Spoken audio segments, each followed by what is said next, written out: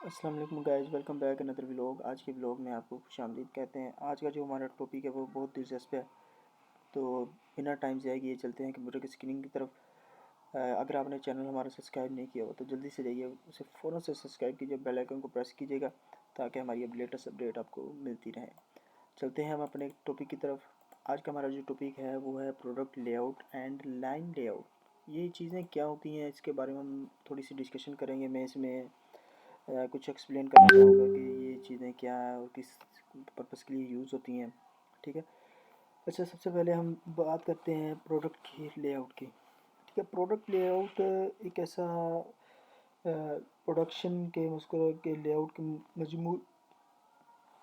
मजमूर समझा जाता है कि क्योंकि लगातार प्रोडक्शन से मुराद ये होता है जैसे गोलियां बना के, शक्कर बना के कारखाने सीमेंट खाद वगैरह कारखाने लगाते हैं, प्रोडक्शन यूनिट कहलाता है ना। इसी तरह इन यूनिटों को लेआउट प्रोडक्ट तैयार करने के प्रोसेस की तरतीब के मुताबिक बनाए जाते हैं और काम करने वाली मशीनें इसी तरतीब से लगाई जाती हैं और हर मशीन प्रोडक्ट की तरसील निज़ाम के ज़रिए खुद पहुंच जाती है।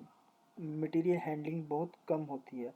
इस प्रोसेस से इन्वेंट्री भी ना होने के बराबर होती है। सिर्फ और सिर्फ इन फीड और आउटपुट्स का रिकॉर्ड रखा जाता है। जो इसमें ये कहा गया है कि जैसे कि हमारी बहुत सारी फैक्ट्रीज हैं, शक्कर सीमेंट और ये, इनमें जो मशीनरीज लगी थी, जो यूनिट्स लगे होते हैं, इनको एक सीरीज़ में लगाया जाता है, तो इसमें सामान की तरसील भी बहुत ही आसानी के साथ हो जाती है। कोई मुश्किल नहीं होती क्योंकि पता होता है कि वन बाय वन हमने करना है। इसके बाद जो आ जाती बात इन्वेंट्रीज़ की। इन्वेंट्रीज़ में ना बहुत ही मुश्किल पेश आती है क्योंकि ज़्यादा इन्वेंट्रीज़ हों तो रिकॉर्ड में आगे पीछे मसला आता है। तो आउटपुट और इनफीड, ये आउटपुट इनफीड मुराद जो माल आया है, जो माल बाहर गया है। ठीक है। इसके बारे में होता है आउटपुट और इनफीड। ठीक है। जैसे कि हम अपनी स्क्रीन पे इसे जानने की कोशिश करते हैं, ये आउटपुट और इनफीड्स क्या है और क्यों इसको ज़रूरी समझा जाता है। ठीक है। तो ये देखें जिसकी प्लांट डिज़ाइन। ठीक है। सब first of all plant layout design आ गया। ठीक है। मेन चीज़ आ गई ये। ठीक है। ये मैं आपको सर्कल कर दिया। प्लांट डिज़ाइन आ गया, उसके बाद आ गया प्रोडक्ट लेआउट।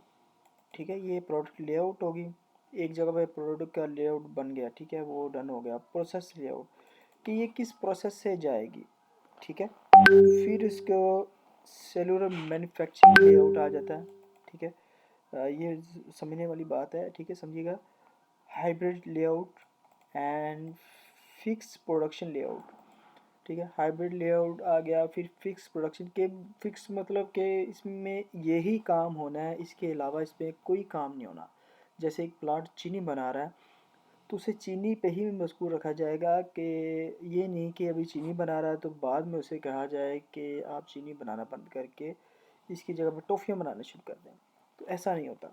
जो काम जिस के लिए लगाया गया है वही करेगा, उसमें गलती के चांसेस बहुत कम होते हैं और सबको पता होता है हमने यही करना है। उनको रोज़ रोज़ गाइडेंस नहीं देने की ज़रूरत होती कि आपने ये करना है, वो करना है। ठीक है। चलें आगे चलते हैं। ठीक है। प्रोडक्ट लेआउट का तो आपको समझ आ गई होगी कि क्या चीज़ है। ठीक है, मैं ज़रा इनको क्लीन कर लूँ। ठीक है। ये देखें, और दूसरी चीज़ जो मज़े की है वो ये आ जाती है, देखें ना। ठीक है।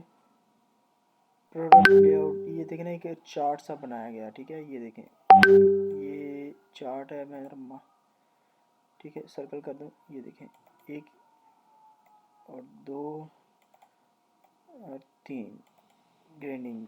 ठीक है। ये उन्होंने मुकम्मल चार्ट बना के दिखाया। चार्ट की मदद से भी एक रहनुमाई हो जाती है। ठीक है।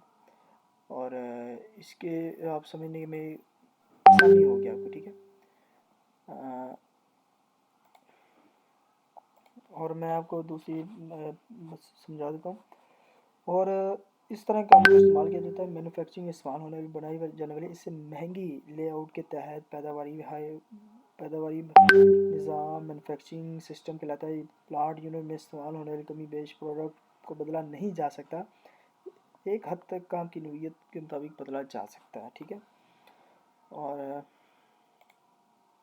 ठीक है, और जैसे कि कार बॉडी को पेंट करने वाला प्लांट, आप हर रंग के पेंटिंग कर सकते हैं, जैसे सुर्ख, पीला, नीला, वाइट वगैरह। कार पेंटिंग की जा सकती है। प्रोडक्ट या लाइन मरहले में का तवाज़ुन रखने के लिए बड़ा ज़रूरी है। जैसे एग्जांपल के तौर पे उन्होंने कहा कि कार प्लांटिंग के लिए जो प्लांट होते हैं उसमें बहुत सारी चीज़ें बन रही होती है, लेकिन कुछ शोबे ऐसे जहाँ पे एक ही काम होगा, जैसे कार्स को पेंटिंग की जाती है, तो वो वहाँ पे पेंटिंग ही होगी, इसके अलावा उसमें कोई काम नहीं होगा। ठीक है, तो ये प्रोडक्ट लेआउट है। ठीक है, आपको मज़ीद थोड़ा सा मैं मार्किंग करके समझा देता हूँ। ठीक है, ये देखिए, ये चार्ट आपके सामने ओपन हो चुका है, प्रोडक्ट लेआउट। ठीक है, ये इसके रिसीविंग है, ये इंस्पेक्शन सेक्शन होता है इसका। ठीक है, ये इसके असेंबलिंग फीड लाइन होती है। ठीक है, ये इसके डिफरेंट वेज होते हैं। ठीक है, प्रोसेस होते हैं, ये होती है प्रोडक्ट लेआउट। ठीक है, उम्मीद करता हूँ आपको आज के टॉपिक में काफ़ी कुछ सीखने को मिला होगा। मिलते हैं नेक्स्ट वीडियो में, तब तक के लिए इजाज़त दीजिए। अल्लाह हाफिज़।